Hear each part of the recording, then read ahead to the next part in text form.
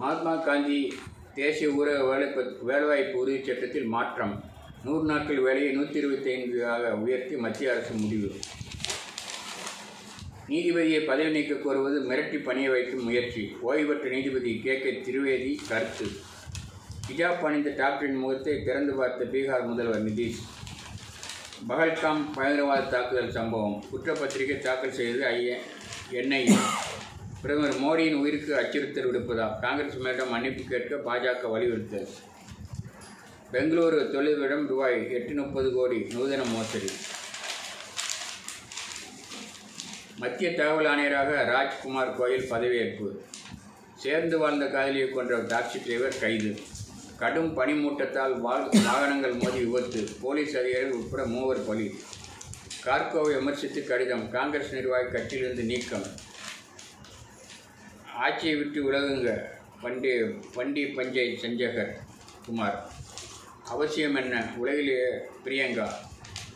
எந்த சம்மந்தமும் இல்லை அமோர் அப்துல்லா. எஸ் வங்கி இணை நிறுவனர் ராணா கபூரிடம் ED விசாரணை. பெண்களை மணப்பது குழந்தை பெற்று போகிற மட்டுமே. கம்யூனிஸ்ட் தலைவர் ஆபாச பேச்சால் சர்ச்சை. கேரள சட்டசபை தேர்தலும் பாஜக சாதிக்குமா? சிறப்பு நிருபர். கண்டெய்னர் லாரியில் தீ. 40 பைக்குகள் இருந்து நாசம். தீயணைப்பு அதிகாரியை லஞ்ச வழக்கில் சிக்க வைத்தவரின் முன்ஜாமீன் தள்ளுபடி. இது கேவலமான போக்கு என ஹைகோர்ட் நீதிபதி காட்டம்.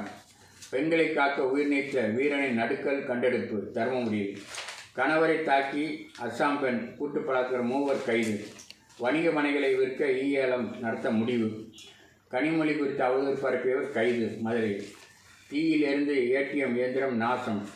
வந்தே பாரத் ரயில் மீது கல்வீசிய 4 சிறார்கள் கைது. திருச்சி ரூபாய் 1 கோடி கடன் பெற்று தருவதாக தொழிலதிபரிடம் ரூபாய் 4 லட்சம் பறிப்பு. மோசடி கும்பல் வேலூரில் சுற்றி வளைப்பு. MPA பட்டதாரி கொலை. விரோதத்தால் டிரைவர் வெறி. மாதாந்திர சீட் நடத்தி ரூபாய் 10 கோடி மோசடி. சேலம். சரக்கு ஏற்றுமதி 19% உயர்வு. இந்திய இன்டர்நேஷனல் பின்னல் ஆடை கண்காட்சி டில்லியில் ஜனவரி 23 துவக்கம். அலுமினியத்துக்கு வரி தேவை மறுபரிசீலனை. சர்க்கரை உற்பத்தி 28% உயர்வு. விலையை உயர்த்த கோரிக்கை.